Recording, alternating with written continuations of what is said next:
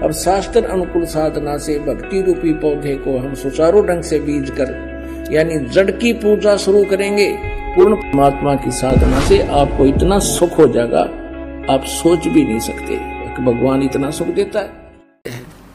तो जैसा कि प्रसंग चल रहा था, परमेश्वर कबीर जी ने आकर के हमें ये ज्ञान दिया, ये बताया कि तुम यहाँ काल के जाल में फंसे हुए हो, ये तुम्हारा ठीक ठिकाना नहीं है, आप मुझे पहचानो।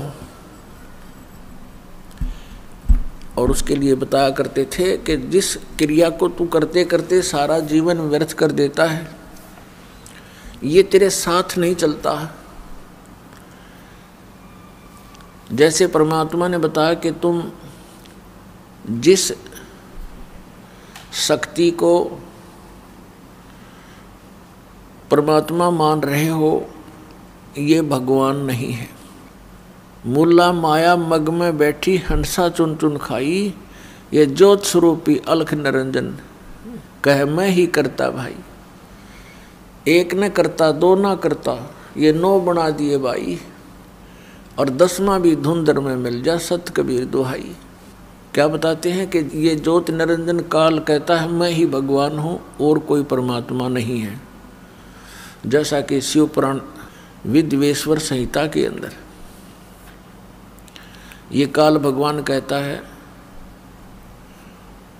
इन ब्रह्मा और विष्णु को कि पुत्रों, तुमने अभिमानवश अपने आप को ईश मान लिया, भगवान मान लिया, तुम भगवान नहीं हो।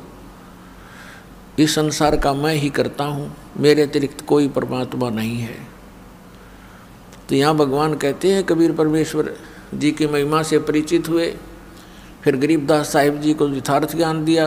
आदरणीय गरीबदास साहिब जी परम पूज्य परमेश्वर कबीर साहिब जी से प्राप्त ज्ञान के आधार से कहते हैं, ये मुल्ला माया मग में बैठी हंसा चुन चुन खाई, और ये ज्योत स्वरूपी अलख निरंजन यो काल कह मैं ही करता भाई, मैं ही करता हूँ।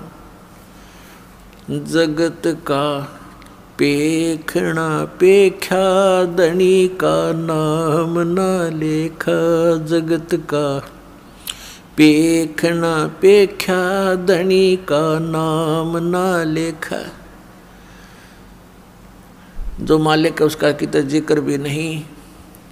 फिर कहते हैं एक न करता दो ना करता, ये 9 ठहराए भाई।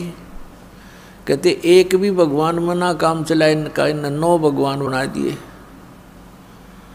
और कहते हैं 10वां भी धुंधर में मिल जा सत कबीर दुहाई। 10वां एक भगवान और आवेगा काल का भेजा हुआ, कलयुग के अंत में आवेगा। इन काल के द्वारा भेजे गए अवतारों का विधान है कि ये दुष्ट वृत्ति के लोगों को मारकर ही शांति स्थापना की चेष्टा करते हैं। उससे शांति नहीं होती और अशांति फैल जाती है। जैसे परशुराम जी ने अक्षत्रियों को मार डाला था। अक्षत्रिय इतने निकम्मे हो गए थे, वो कोई भी ऊंच नीच से नहीं डरते थे, इज्जत बेइज्जती का ध्यान उनको नहीं रहा था। वो बहुत बदतमीज हो गए थे, जनता के लिए दुखदाई बन गए थे। ये राजा लोग, राजनेता। तो परशुराम जी ने आकर उनको सबको काट दिया था फरसे से।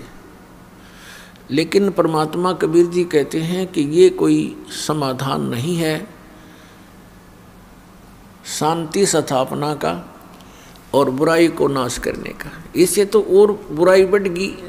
जो उनकी पत्नियां विधवा हुई, बच्चे अनाथ हुए, अब उनके सामने कितनी परेशानी खड़ी होगी।